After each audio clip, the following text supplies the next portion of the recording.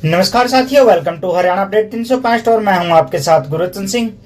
और इस टाइम की बड़ी खबर आ रही है कल्याण से, जहां अनीता डुल बडशिकनी ने प्रेस कॉन्फ्रेंस करके बड़ी जानकारी देते हुए कांग्रेस पे तीखा हमला बोला है।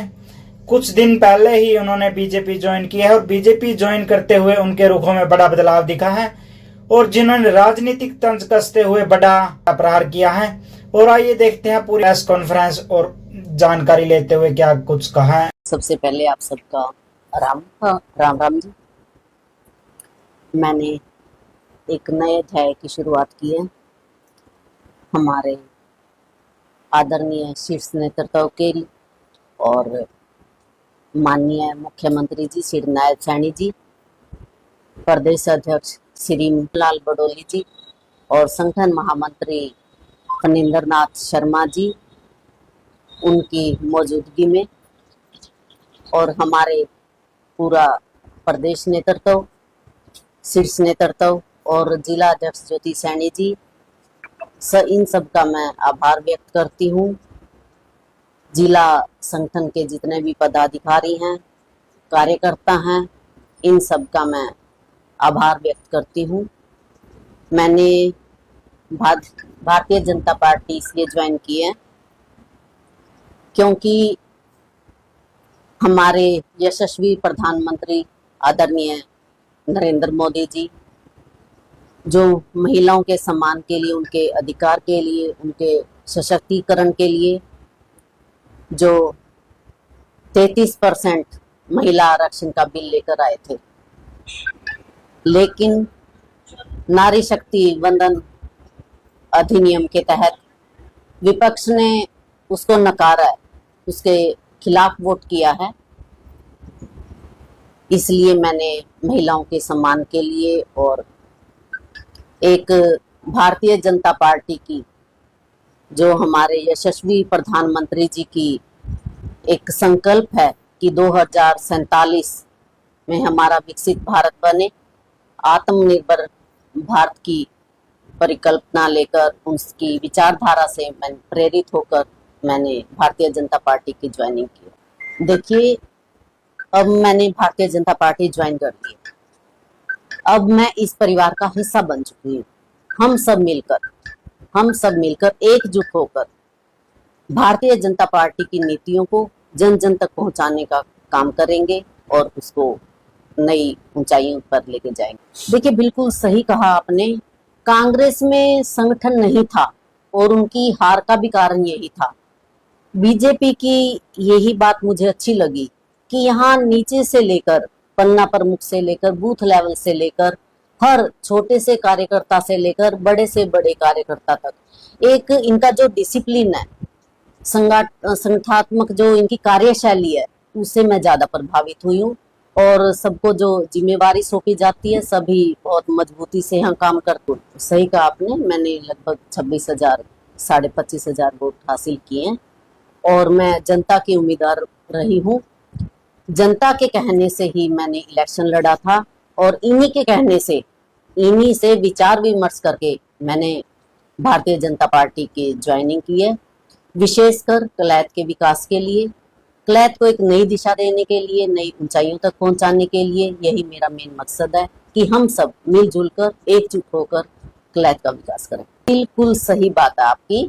जब इलेक्शन हुआ और रिजल्ट आया, उसी दिन पूरी ढूल कांपनी, जो भी कलैत के, विशेषकर चलो मेरे ढूल परिवार ने विशेष योगदान दिया और पूरा कलैत परिवार जिन्होंने भी जो इतना ये वोट बैंक मेरे पास आया है, सबसे मैंने बकायदा मीटिंग ली थी और उस दौरान इन्होंने स्पष्ट कहा था कि आप कहीं जाइए, क्योंकि देखिए काम करवाने हैं। कांग्रेस पार्टी में तो आपने देख लिया कि वहां महिलाओं का सम्मान ही नहीं होता, बिल्कुल भी नहीं होता। आपने इलेक्शन में भी देखा, वहां के बड़े बड़े नेता, उनको बोलना तक नहीं आता, वो इंसल्ट करते हैं महिलाओं की। तो महिलाओं के मान सम्मान के लिए वहां तो जाने का कुछ वो बचता ही नहीं मेरा।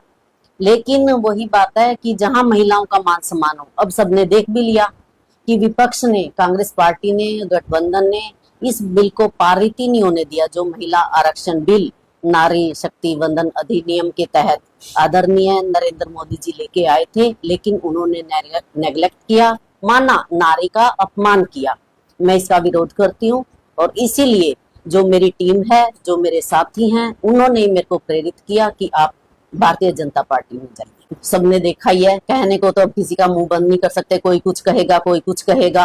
कहने को तो मैं भी कह दूं कि कांग्रेस पार्टी के लिए मैंने काम किया था। कलायत में कांग्रेस पार्टी का उस वक्त कोई वजूद नहीं था, क्योंकि 18 साल बाद ये क्या नाम है कांग्रेस पार्टी का जो है जीती है, और वो भी एक लहर के दौरान की हवा थी, इसलिए जीत गए।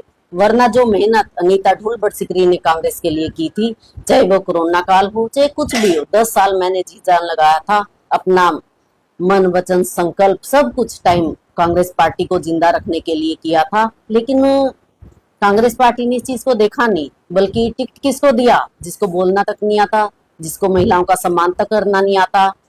तो आप देख लीजिए, उसी को आगे बढ़ाया।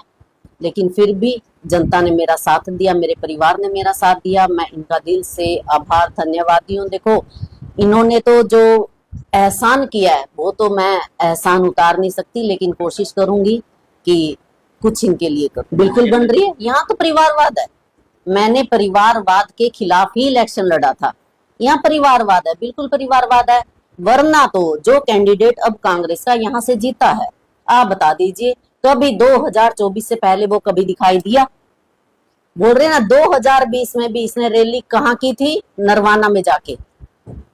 कभी नहीं दिखाई दिया किसी के सुख दुख में, ना किसी के गमी शमी में, ना कोई जो पार्टी काम करवाती थी, कोई नहीं किसी के। जैसे जो भी हमने काम किया पार्टी के लिए, तो इसने कभी कुछ नहीं किया, कभी आए नहीं कलायत में।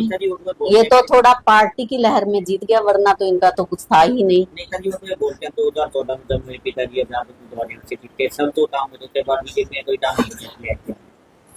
देखिए, वो तो वही बात है, अब मैं बनी नहीं, लेकिन 2014 से पिताजी ने, लेकिन कांग्रेस से तो नहीं जीते थे ना, उनके पिताजी निर्दलीय जीते थे, कांग्रेस से नहीं जीते। उन्होंने कांग्रेस के लिए काम ही नहीं किया, जीतेंगे कैसे? फिर कांग्रेस की टिकट मिली, हारे या नहीं हारे थे ना? 2019 में वो हारे थे। अब 2024 में चलो कांग्रेस की लहर थी, वो बन गई उनकी बात, बाप बेटे की वो थी।